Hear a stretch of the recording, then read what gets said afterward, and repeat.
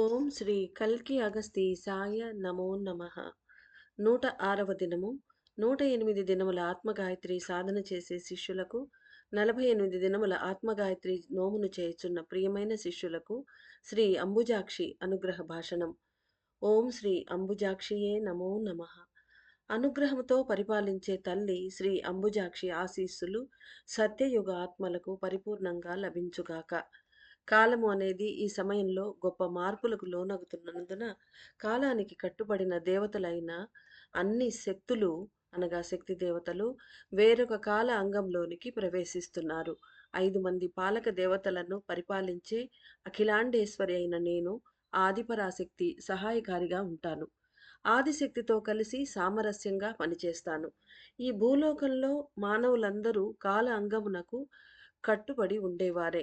దేవతలు కూడా కాలానికి కట్టుబడి ఉండేవారే. ఆది పరాశక్తి కూడా కాలంలో ఒక అంగమే. కదిలే ప్రతి ఒక్కటి కాలము అనే పరిమితికి లోబడి ఉండును.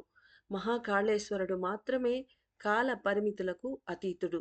కాళేశ్వరుని అంశమైన శ్రీ కాలభైరవుల వారు కూడా ఈ సమయంలో కాలానికి కట్టుబడి విభిన్నమైన పనులను చేపట్టి ఉన్నారు. మహాకాళేశ్వరుడొక్కడే ఈ సమయంలో కాలానికి అతీతంగా నిలిచి ఉన్నారు. సంక్షేపణ అనేది ఏ విధంగా జరుగుతున్నది అనే దానిని గురించి ఈ సమయంలో అందరూ ఆధ్యాత్మిక రూపంగాను, శాస్త్రీయముగాను తెలుసుకొని ఉన్నారు. ఇప్పుడు దాని ఫలితములను గురించి నేను తెలియజేస్తాను. కలియుగ మానవులు ఈ సమయంలో ఉపయోగించుకొనుచున్న సెల్ ఫోన్ అనబడు ఉపకరణం సహాయముతో నేను వివరించుటకు ప్రయత్నిస్తున్నాను. అంటే ఉపకరణ సహాయంతో అంటే ఆ మొబైల్ ఫోన్ ఏదైతే ఉందో దాన్ని ఆహ్, ఒక ఆహ్, కంపేర్ చేసేదానికి ఒక సాధనంగా యూజ్ చేసి అమ్మ ఎక్స్‌ప్లెయిన్ చేస్తున్నారు. మీరు మీ పరికరాన్ని లేదా సెల్ ఫోన్‌ని ఉపయోగిస్తున్నప్పుడు దానిలో ఉన్న విద్యుత్ ఇంధనం అయిపోవడం ప్రారంభమవుతుంది. వినియోగం పెరిగే కొద్దీ శక్తి కూడా అయిపోతుంది. సెల్ ఫోన్ వల్లే ఒక ఉపకరణం వలనే దేవతలు కూడా పనులు చేస్తున్నారు అని గ్రహించాలి. మీ సెల్ ఫోన్ అనబడు ఉపకరణంలో ఇంధనం తగ్గిపోయినచో అది మరలా ఇంధనాన్ని తీసుకొని అనగా ఛార్జ్ చేసుకొని పనిచేసినట్లుగానే దేవతలు కూడా తమ శక్తులు తగ్గిపోయే సమయంలో దేని నుండి వారు ఉద్భవించారో దానిలోనే ఒదిగిపోయి ఇంధనములను పొంది మరలా పనిచేయనారంభిస్తారు. The mobile phones are to be charged into two ways. One is electric charge and the other is magnetic charge, which is called money. Either of the one loses its energy, then it won't work. So humans are efficient enough to manage the both. Sometimes they recharge the mobile phones by using the power bank, where they save the electric energy in advance. Same way, all the female deities are saving their energy field through higher souls. Our power bank is Adi Parashakti, who is the main source point. The mobile phones are to be charged with electric energy. If there is no power, then no mobiles can be recharged. The main power is produced at a thermal station from where the electrical lines are transforming the electric energy to, to charge on your mobiles. The thermal stations also needs a different kind of energy to produce the electricity. At last, everything moves towards the main source, which is called the origin point, where enormous atoms are produced by default. అంటే ఇక్కడ నీళ్ళను గురించి చెప్తున్నది. ఇప్పుడు నీళ్ళల్లో నుంచి electricity తీస్తారు. Sun రేస్‌లో నుంచి కూడా తీస్తారు. సో, ఎలాగ ఆ పవర్ జనరేట్ చేస్తారు అంటే యాటమ్సే అక్కడ కూడా మెయిన్ సోర్స్ యాటమ్సే ఉపయోగపడతాయి ఫైనల్లీ. అది ఒక వరుస క్రమంలో చెప్తూ ఉన్నారమ్మ. The money, this is the wealth power, has been derived only from the excretion of the soul atom's energy. Humans are also recharged by the higher souls with the electric and magnetic energy. To understand the process of the fusion of goddesses, humans should raise their conscious level. అంటే ఇక్కడంటే మన electric recharge గురించి దాన్ని atoms excrete చేసి అంటే దాంట్లో నుంచి వెలుగక్కేటువంటి ఆ ఎనర్జీని ఎలా తీసుకోవడం మెషినరీ సహాయంతో మనకు అది ఎక్స్‌ప్లెయిన్ చేస్తే మనకర్థమవుతుంది సైంటిఫిక్‌గా. కానీ ఇక్కడ వీళ్ళ పవర్ బ్యాంక్, ఆదిశక్తి, ఆ తర్వాత యాటమ్ నుంచి, సోల్ యాటమ్ నుంచి వచ్చే మ్యాగ్నెటిక్ ఎనర్జీ మనకంటే మనీ అని చెప్పారు కంపారిజన్‌లో. ఇక్కడ నిజం మ్యాగ్నెటిక్ ఎనర్జీ తె కావాలి అంటే ఆ సోల్ నుంచి వెలువడే మ్యాగ్నెటిక్ ఎనర్జీ. అది ఎలా వస్తుంది?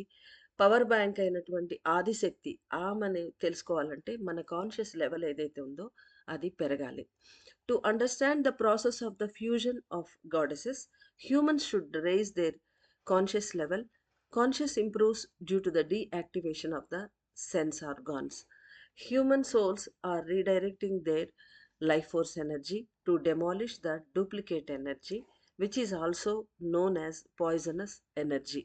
Now, we, the goddesses, are merging into the origin, and the origin point is charging its own energy by the universe law of system. These mesmerizing actions are blossoming the true fragrance throughout the universe.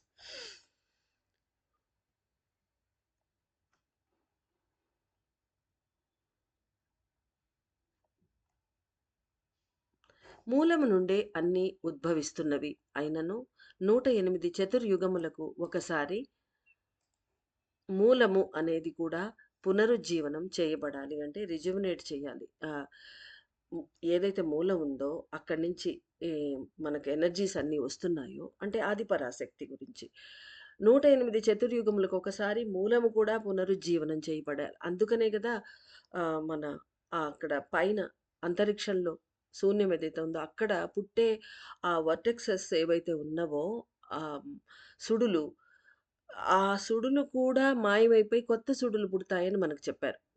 మీకు గనుక గుర్తు ఉండి ఉంటే. కాబట్టి అలా అక్కడ కూడా అది రిజువినేట్ అవుతోంది. అంటే మళ్ళీ అన్ని ఆ సైకిల్ అంతా కొత్తగా స్టార్ట్ చేసేటప్పుడు అదంతా చేస్తున్నారు. కాబట్టి ఈ ప్రాసెస్ అనేది అద్భుతమైనది. అందుకే ఆహ్, ఇంగ్లీష్‌లో మెసేజ్ చెప్పినప్పుడు ఇంత అద్భుతమైనది అదంతా మొత్తం సువాసన వెదజల్లుతోంది. ఆ మెసేజ్ ఒక ఎసెన్స్ అని చెప్తున్నారు అంబుజాక్షి. కాబట్టి ఇంత అద్భుతమైనవి మనకు తెలీదిది. మామూలుగా చుప్‌చాప్‌గా కాస్మాస్‌లో జరిగే సంఘటనలివన్నీ. అన్ని గ్రహాల పైన ప్రభావాలు పడుతూ ఉంటాయి. మనం పుడుతూ ఉంటాం, పోతుంటాం. కానీ ఇప్పుడు మనం చేసుకున్న భాగ్యం వల్ల అగస్త్యుల వారి శిష్యులము అని ఒక ముద్ర వేసుకొని మనకివన్నీ ఆహ్, కోటాలో మనకివన్నీ దొరుకుతున్నాయి. అగస్త్యుల వారి శిష్యులం అనే ఒకే ఒక పారామీటర్ మీద మనకు చెప్తున్నారు. లేదంటే మనకు అంత అర్హత లేదు. ఇంత అద్భుతమైన దేవతలకు మాత్రమే తెలిసే ఈ సీక్రెట్స్, ఋషులకు మాత్రమే తెలిసే సీక్రెట్స్ సాధారణ మానవులం మనకు తెలుస్తున్నాయి. 108 చతుర్యుగములకు ఒకసారి మూలము అనేది కూడా పునరుజ్జీవనం చేయబడాలి. మూలము నుండి ఏర్పడినవి మరల మూలంలోనే సంక్షేపించినప్పుడు 2 వేరు వేరు విషయములు ఘటించును. ఒకటి శక్తులను కోల్పోయిన అణువులన్నీ తమ తమ శక్తులను పునరుజ్జీవింపజేసుకొనును. మరొక ఘటన ఏమిటి అంటే అన్ని అణువులు ఒకటిగా కలిసి మూలాన్ని చేరుట వలన మూలమే తనని తానే పునరుజ్జీవింప చేసుకొనును. తన్ను తానే రిజ్యువినేట్ చేసుకుంటది. ఎందుకంటే ఇప్పుడు ఆదిశక్తిలో అందరూ కలుస్తున్నారు. ఆదిశక్తి ఇంకా ఇతరత్ర ఈ అంబుజాక్షి మొదలైన 5గురు పాలక దేవతలు, అంబుజాక్షి వీళ్ళకు నాయకురాలు, ఈ 6 మంది ఇట్లా మెయిన్ అందరూ కలిపి మిగతా శక్తులనందరిని తనలోకి తీసుకొని, ఆ తర్వాత ఆ మొత్తం శక్తి సేనతో కలిసి ఆది పరాశక్తితో వెళ్ళిపోతున్నారు. ఆది పరాశక్తి మూలానికి తను ఇంకా తన సోర్స్‌కి వెళ్ళిపోయినప్పుడు ఏమవుతుందంటే, ఆ మూలం తనను తానే వీళ్ళ శక్తులంతా తిరిగొచ్చి చేరిపోయాక, అది బలం పుంజుకొని, ఆ ప్రాసెస్ స్టార్ట్ అయ్యి తనను తానే పునరుజ్జీవింప ఎందుకంటే అది మెయిన్ మూలం కాబట్టి, దాన్ని ఎవ్వరు చేయరు. తన్ను తానే చేసుకుంటుంది. దాన్నే మనం దేవుడని కూడా అంటాం గదా! భగవంతుడు అంటాం. కాబట్టి కారణంతోనే ప్రతి ఒక్క కార్యము నడుచుచుండును. అంటే కార్యకారణ సంబంధం అంటారు.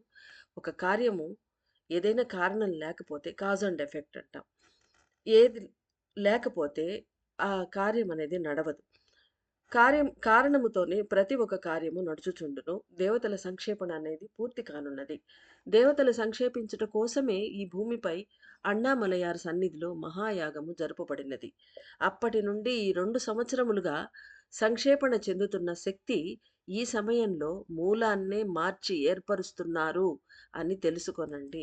అప్పుడు మొట్టమొదట మనకు 2023లో మహాయాగం జరిగినప్పుడు ఆ మహాయాగంలో చెప్పారు మనకు ఆదిశక్తి, ఆది అన్నామలయార్ ఆ కిందకి వెళ్ళి ఆ లోపల అమ్మ సంక్షేపిస్తుంది. ఈ రోజంతా ఆ చుట్టూ తిరుగుతూ ఉంటుంది అన్నారు. మనకు చెప్పారు.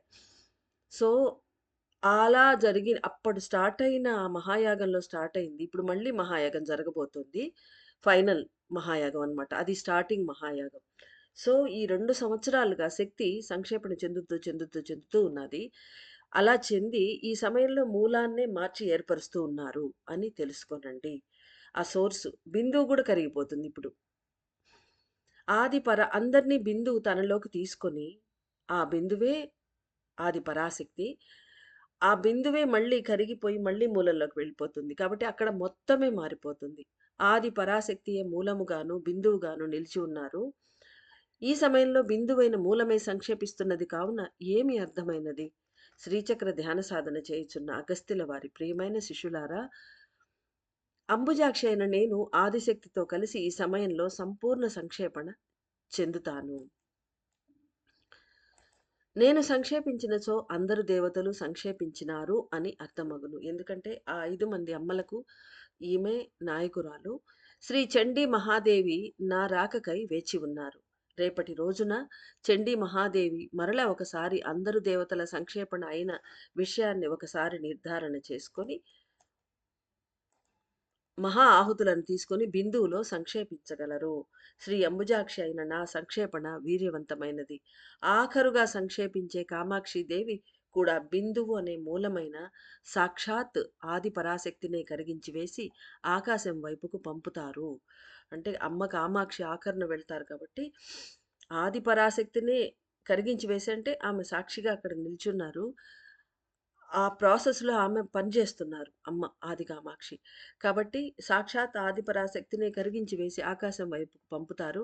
దీనివలన అర్థమయ్యేది ఏమిటి? కాలం వల్ల ఏర్పడే గొప్ప మార్పులన్నీ తమ శక్తులను పునరుజ్జీవింపజేసుకొనుటకే ప్రయత్నించును. శక్తులు పునరుద్ధరింపచేసుకునే ప్రక్రియలే ఈ సమయంలో జరుగుతున్నవి. భావనలతో ఒక్కటిగా కలిసిపోయి ఉండేవారు తమ ప్రాణము, ఆత్మ పునరుజ్జీవనం పొందుతున్నట్లుగా తెలుసుకొనగలరు. అంటే సటిల్ భావనలతో వాళ్ళు ఏకీకృతమైన వాళ్ళు మాత్రమే అంటే భావనలే వారుగా మారిపోయిన వాళ్ళు మాత్రమే ఇవన్నీ తెలుసుకోగలరు. నా సంక్షేపణ అనేది మీ శిరస్సులో ఏ పనిని చేయును అని తెలుసుకోవాలి. నా శక్తులు అనేవి మూల అణుశక్తి నుండి ఇంధనములను స్వీకరించి అనుగ్రహిస్తూ ఉండే పనిని చేస్తాయి. మూలానికి మూలమై వెలిగే ఆదిపరాశక్తి శక్తులను స్వీకరించి అనుగ్రహించుట వలన నా తత్వం అనేది మీ శిరస్సులో కలిసిపోవుటను అందరూ తెలుసుకొనగలరు. ప్రతి ఒక్కళ్ళు చెప్తున్నారు మేము కలిసే తెలుసుకోగలరు అని.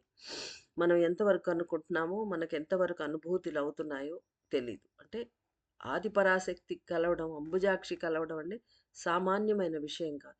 ఇతర అన్ని శక్తి దేవతలు కూడా సామాన్యమైన విషయం కాదు. అప్ అప్పుడు తెలుసుకోలేదు. కానీ ఇప్పుడు ఎక్కువ వైబ్రేషన్స్ ఉంటాయి కాబట్టి మేబీ తెలుసుకుంటామేమో. నా తత్వం అనేది మీ శిరస్సులో కలిసిపోవుటను అందరూ తెలుసుకొనగలరు. నా శక్తులు మూల కేంద్ర శూన్యం వైపు ప్రయాణించును. నేనే ఆది పరాశక్తి యొక్క అతి వీర్యవంతమైన శూన్య కాంతి శక్తిని. ఇక్కడ చూడండి అమ్మ రహస్యం చెప్తున్నారు. ఆది పరాశక్తి ఆమె శూన్య శక్తి అంటారు మళ్ళా. ఆది పరాశక్తి యొక్క అతి వీర్యవంతమైన శూన్య కాంతి శక్తి ఈ అమ్మట అంబుజాక్షి. అంటే ఆది పరాశక్తి తనలో ఉండే శూన్య కాంతి శక్తిని విడిగా తీసి దాన్నే అంబుజాక్షిగా ఉండమని ఆజ్ఞాపించినందువల్ల అంబుజాక్షి అమ్మ ఇన్ని ఏం, యుగాలు పని చేస్తూ ఉన్నారు. ఇప్పుడు ఆది పరాశక్తిలో ఆ శూన్య కాంతి శక్తి లోపలికి వెళ్ళి కలిసిపోతుంది. ఎంత అద్భుతమైన విషయం ఇది. నా శక్తులు పెరుగుట వలన అందరూ వీర్యవంతమైన జాగృతి చెంది బీజములుగా వికసించగలరు. మీ శిరస్సులో కాంతి పెరుగుటను, అన్నిటిలో సంక్షేపించే తత్వము అధికమగుటను తెలుసుకొనగలరు.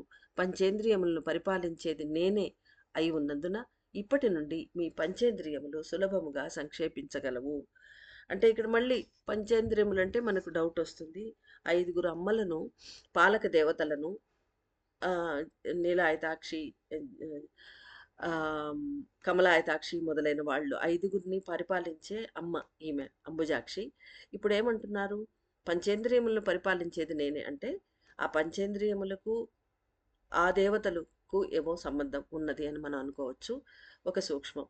పంచేంద్రియములను పరిపాలించేది నేనే అయి ఉన్నందున, ఇప్పటి నుండి మీ పంచేంద్రియములు సులభముగా సంక్షేపించగలవు. అంటే మనం ప్రయత్నపూర్వకంగా మన ఇంద్రియాలని కట్టుబాటులో పెట్టుకోవాలి అనే అవసరం లేకుండా, automatically that process will be done in us అని చెప్తున్నారమ్మ. గ్రహించి ప్రవర్తించాలని కోరుకుంటూ శ్రీ అంబుజాక్షి యొక్క పరిపూర్ణమైన ఆశీస్సులు.